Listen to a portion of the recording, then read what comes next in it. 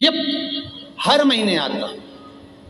जब आपके हृदय में कभी कोई बात आ जाए कि बाबा आज मेरा मन ये कह रहा है और आपको सुनना है बाबा, आपको स्वीकारना है बाबा, आपको मेरे मन की बात जानना है बाबा, बस हाथ में चंदन लगाया, बेलपत्री का भाग इस तरह से पकड़कर शिव जी से अपने हृदय की बात कहकर, मेरे देवाधिदेव महादेव से दिल से कहकर, अशोक सुंदरी वाली जो जगह होती है, आपको बताया है अशोक सुंदरी का जो स्थान होता है, ये शिवलिंग या अशोक सुंदरी की जगह, इस बेलपत्र को अशोक सुंदरी वाली जगह पर जहाँ शिवलिंग है, शिवलिंग की साइड पर पहले नंबर की पत्ती का मुख होना चाहिए, बस उसको रख दीजिए और उस पर थोड़ी देर हाथ रखकर अपने हृदय की बात मेरे महादेव को दिल से कहकर आ जाइए।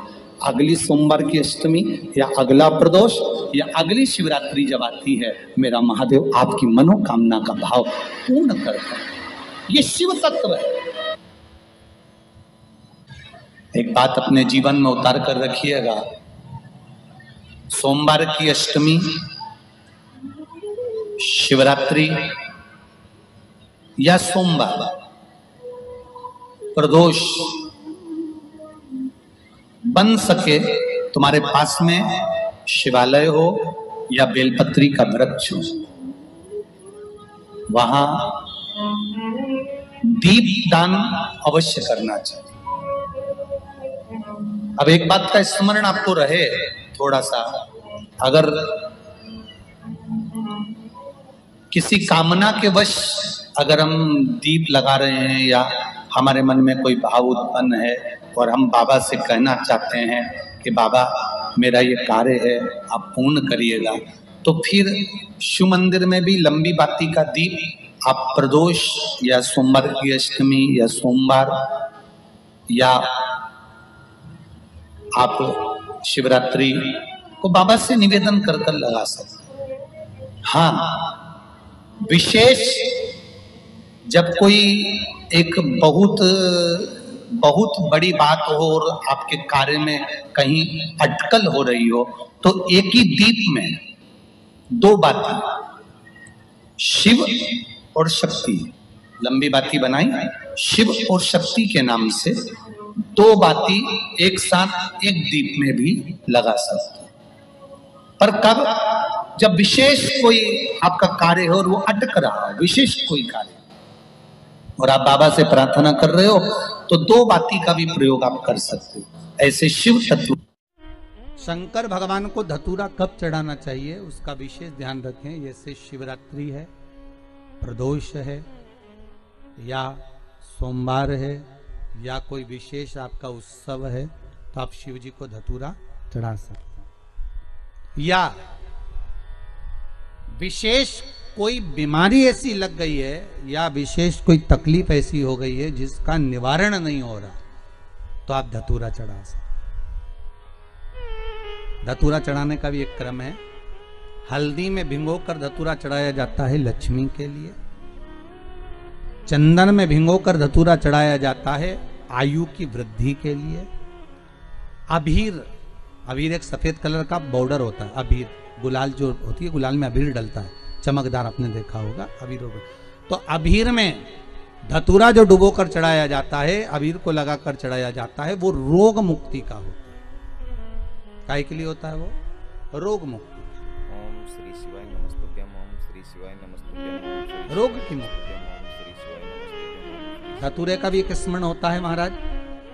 बहुत भारी रोग है, बीमारी लग गई है, डॉक्टर अपना काम कर रहे हैं, घर का व्यक्ति बहुत बीमार हालत में पड़ा हुआ है, तो बेलपत्री के वृक्ष के नीचे भी शिवलिंग का निर्माण कर कर एक धतूरा समर्पित करा जाता है, जिससे रोग से मुक्ति होती है। उसमें ना तो हल्दी लगाई जाती है, ना चंदन लगाया जाता है, ना अबीर लगाया जाता है, केवल धतूरा चढ़ाया जाता है। जिसके जीवन में हमेशा कांटे ही मिले हैं, बेटी बड़ी हुई तो घर में मायके में दुख देखा, और मायके से गई ससुराल में तो ससुराल में दुख देखा, ससुराल में भी दुख देखने के बाद में भी पति को बहुत कुछ काम खुलवाया, बहुत धंधे खुलवाए, नौकरी लगवाई, पर वो पति बार बार छोड़ कर आ गया, बार बार तकलीफ भोग रहा है, बार बार कष्ट भोग रहा है।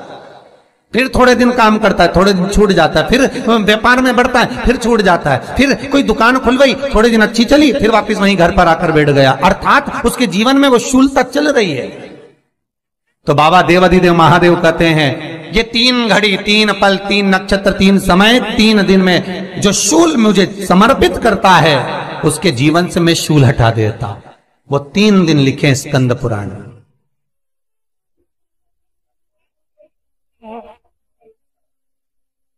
महाराज बैसाख महीने में जो प्रदोष आती है, बैसाख के महीने में बहुत ध्यान से सुनना भाई, जो अपनी जिंदगी से बहुत तंग आ गए हो, परेशान हो गए हो, कष्टमय जीवन जी रहे हो, बहुत दुखी हो गए हो, उनके लिए ये स्कंद पुराण का चरित्र फिर मिले ना मिले आप प्रेम से सुन लो भाव से। पहला, बैसाख महीने की प्रदोष, चाहे वो शनिचरी प्रदोष हो, चाहे रविवार की हो, सोमवार की हो, मंगल की हो, बुधवार की हो, गुरुवार की हो, शुक्रवार की हो, शनिवार की हो, कोई भी वार की हो, पर बैसाख महीने की प्रदोष, प्रदोष काल में शाम का समय सूर्य डूब रहा हो, बस डूबा ही हो, और उस समय पर सूर्य के डूबन के तुरंत बाद बाबा को धतूरे के साथ में बेलपत्री ना चढ़ाते हुए बेलपत्री के वृक्ष के 7 कांटे बाबा के शिवलिंग पर समर्पित करे जाते हैं महाराज, अपनी जिंदगी में अड़चनों को हटाने के लिए। फिर आप जिस व्यापार में उतरे, जिस व्यवसाय में उतरे, जिस नौकरी में उतरे, आप दिल से करें, आपको तरक्की मिलेगी। आप हार नहीं सकते, नीचे नहीं आ सकते, उन्नति पर ही चढ़ेंगे। एक वैशाख मास की प्रदोष, दूसरा शिवरात्रि के दिन मध्याह्न का समय। महाराज जो बड़ी शिवरात्रि होती है माघ की, बड़ी शिवरात्रि के अंतर्गत मध्याह्न का समय, दोपहर के ठीक 12 बजे, चाहे फिर वो कोई भी दिन हो महाराज, शिवरात्रि जिस दिन पड़ रही हो,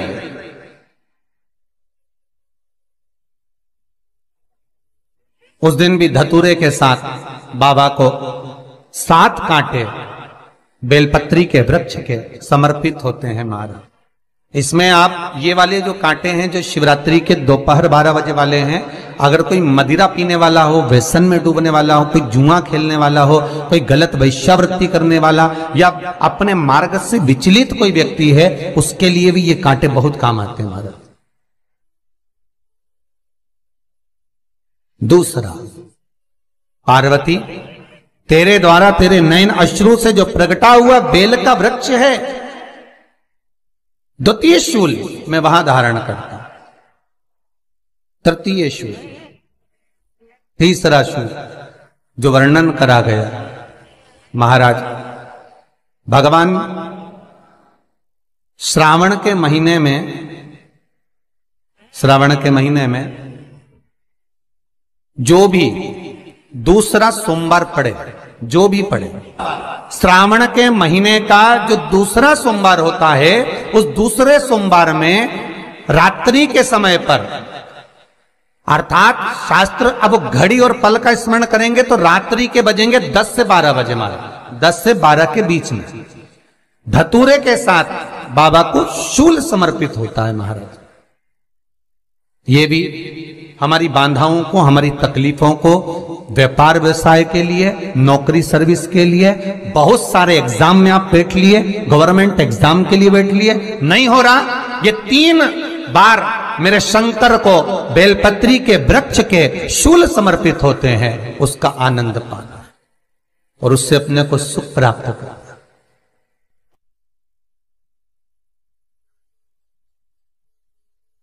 कि बाबा भोलेनाथ जी के नयन अश्रु से जो प्रकट हुआ वो रुद्राक्ष का पौधा है, माता पार्वती के नयन अश्रु से जो प्रकट हुआ वो बेलपत्री का पौधा है, और उमा और महेश,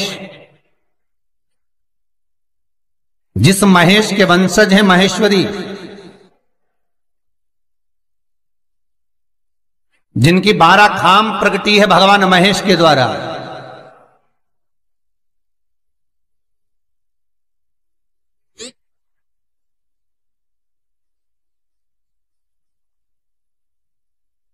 वो महेश और उमा, उमा और महेश का जो चरित्र है कि उमा और महेश का जब प्रागट्य हुआ, उमा और महेश जब दोनों आनंद में विभोर होकर जब चलते हैं और दोनों के बैठने से तप मुद्रा से जो पौधा उत्पन्न होता है वो शमी का पौधा है।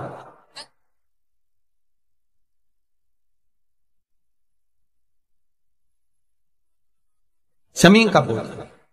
तो एक बात ध्यान रखिए, शिव जी के द्वारा जो निर्मित हुआ उसमें कोई शूल नहीं है, उसमें कोई कांटे नहीं है। पार्वती के द्वारा जो निर्मित हुआ बेलपत्री का पौधा, उसमें कांटे हैं। और पार्वती के मिलन से भी जो उत्पन्न हुआ है शंकर के साथ में, उसमें भी कांटे हैं। शमी के पौधे में भी कांटे हैं, शमी के वृक्ष में भी कांटे हैं।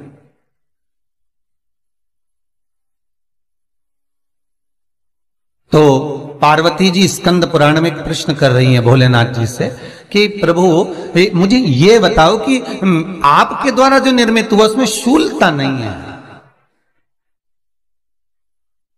पर मेरे द्वारा जो निर्मित हुआ उसमें शूल क्यों आया है, उसमें कांटा क्यों आया है? थोड़ा सा माताओं, मेरी जीजियों, आपको थोड़ा बुरा तो लगेगा इस प्रसंग को सुनकर, पर लग जाए, पर आज कथा निकली है तो सुन लो है कि शिवजी जिस रुद्राक्ष को उत्पन्न कर रहे हैं उसमें शूलता नहीं है, पर पार्वती जी जो संग में मिली हैं उसमें भी शूलता है, और पार्वती के द्वारा जो प्रकट हुआ बेलपत्र उसमें भी शूलता है। तो भगवान महादेव बोलते हैं पार्वती, मैं तुझे कुछ कहूं और कहने पर तुझे तेरे हृदय में कोई बात चुभे, शूल लगे तो मुझे ठीक नहीं लगेगा। नहीं नहीं नहीं, आप कहिए प्रभु, मैं सुनने के लिए तैयार हूं, आप तो बोलो कि कारण क्या है। भगवान कहते हैं पार्वती, बस अंतर इतना है, नारी का जो स्वभाव होता है, स्त्री का जो स्वभाव होता है, उसके हृदय में छोटी छोटी बात के शूल बहुत होते हैं।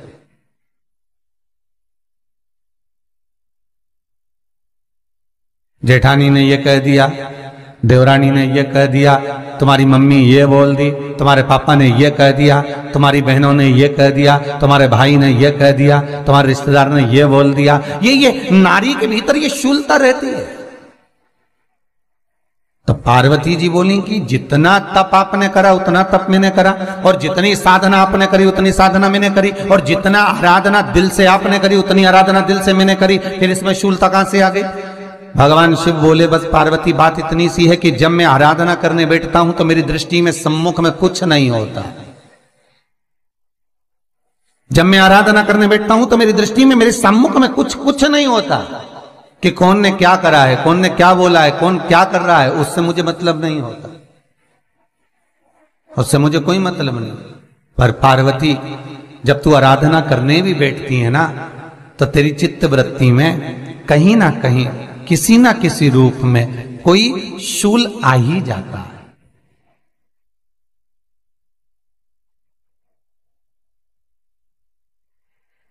कई माताओं की आदत देखी साहब, भगवान की सेवा करने बैठी है तो भी भीतर थोड़ा सा शूलता भरी हुई है। महाराज बताओ, इतने सारे भगवान इकट्ठे कर लिए, मैंने बोला था बहू से कि वहां रख लेती है, बताओ इतने सारे यहां पर लाकर रख दिए हैं, अब इसकी सेवा करना पड़ रही है, अब ये करना पड़ रहा है। प्रसाद लेने के लिए रसोई घर में गई, भगवान का भोग लगाने के लिए, तो उसमें भी शूलता आ गई। इतने घंटों से मैं सामान ढूंढ रही, फ्रिज में मिल ही नहीं रहा, मैंने रख के गई थी, भगवान जाने कहां चले गए। भगवानों को वस्त्र पहना रही है तो शूलता है। अलमारी का ड्रॉज खोला, इसमें मैंने सामान रखा था, ना जाने भगवान का श्रृंगार कहां चले गया, कौन ने हाथ लगाया, फिर शूलता आ गई। भोजन करने बैठे तो शूलता है, कोई कार्य के लिए जा रहे हो तो शूलता है। अर्थात कहीं ना कहीं नारी के जीवन में शूलता बनी हुई है। और पार्वती, जब तुम भजन करो, तप करो, साधना करो, भक्ति करो, उसमें शूलता नहीं होना चाहिए।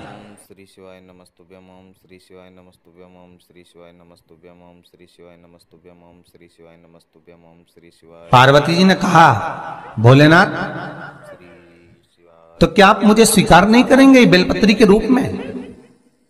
क्या मुझे स्वीकार नहीं करेंगे शमी पत्र के रूप में? पद्म पुराण, स्कंद पुराण, लिंग पुराण, नर्मदा पुराण और शिव महापुराण, ये सारी पुराणे वर्णन करती है। पार्वती जी का खंड आनंद वर्षित कर रहा है, वर्णन कर रहा है। पार्वती खंड वर्णन कर रहा है, सती खंड वर्णन कर रहा है। उमा संहिता वर्णन कर रही है। क्या आप मेरा ये बेलपत्र का स्वरूप आप धारण नहीं करेंगे? इसमें शूलता इसलिए भगवान कहते हैं नहीं नहीं, धारण तो करूंगा। वो केवल शिवरात्रि के दिन करने का होता है। शिवरात्रि का प्रसंग कहता है अपने मन की अभिलाषा रखकर तुम्हें जो चाहिए। प्रकार आप लोगों ने भी पढ़ाई करी होगी, हमने भी करी। ऐसा रहता उसमें नोक रहती है या पेंसिल उसमें भर देते हैं और उससे ऐसा पेज घुमा घुमा के उसको कस देते हैं। वो ऐसा रखते हैं, कॉपी पर ऐसा रखा जाता, फिर उसको ऐसा घुमाते घुमाते कि नहीं घुमाते? अरे बोलो तो, सबने कराए ना ऐसा घुमाए, वो घुमाते एक जैसा गोला बन जाता बिंदु। वो जो नोक होती है ना वहाँ चुभी रहती है और वो एक ही जगह पे रहती है और घूमती जाती है। उसी तरह इस मन को, इस दिल को एक में लगा के रखो, बाकी की सब दुनिया में घूम के आ जाओ।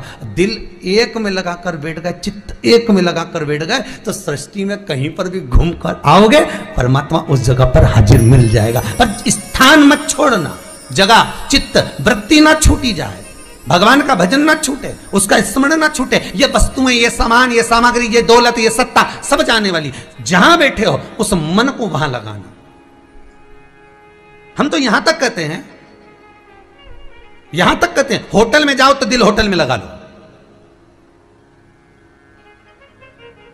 होटल में जाओ तो दिल होटल में लगाओ, खाने में लगाओ, बफेट में जाओ तो बफेट में लगाओ, शादी में जाओ तो थोड़ा रिश्तेदारों में लगाओ, और अगर सत्संग में आओ तो मेरे भोलेनाथ में लगाओ। दिल लगाना ना भूलिएगा। परमात्मा को थोड़ा समय जितना दे रहे हो, 3 घंटा, 2 घंटा, 2.5 घंटा, 1 घंटा, आधा घंटा, जितना हम भगवान को देना उतनी देर भगवान में चित्त होना चाहिए, उतनी देर भगवान में मन लगाना चाहिए। पर ना जाने दुनिया के लोग कहां चले गए, वह मोबाइल ने सब हटा दिया। हर 15 मिनट में ऐसी याद आए ना व्हाट्सअप खोल के बैठ जाए। आप इस त्रिपुंड 3 रेखा का दर्शन भगवान विष्णु के मस्तक पर भी कर सकते हैं। आप ये 3 रेखा का दर्शन स्वयं ब्रह्मा के मस्तक पर भी कर सकते हैं। आप ये 3 रेखा का दर्शन स्वयं भगवान कृष्ण के मस्तक पर भी कर सकते हैं, श्री जी बाबा के मस्तक पर भी कर सकते हैं इस त्रिपुंड का दर्शन। बस अंतर इतना है, शिव जो त्रिपुंड लगाए हैं वो आड़ा है। तिरुमाला में जो तिरुपति बाबा का अपन दर्शन करते हैं, जो त्रिपुंड लगाए हैं वो खड़ा है, 2 सफेद बीच में लाल। मेरे श्री जी बाबा ने भी अपने मस्तक पर त्रिपुंड धारण कर रखा।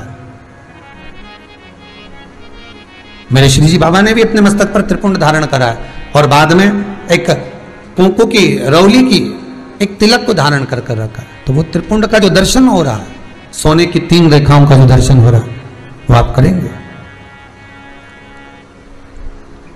वो सोने की जो 3 रेखाएं उसका जो दर्शन हो रहा है वो आप कर सकते।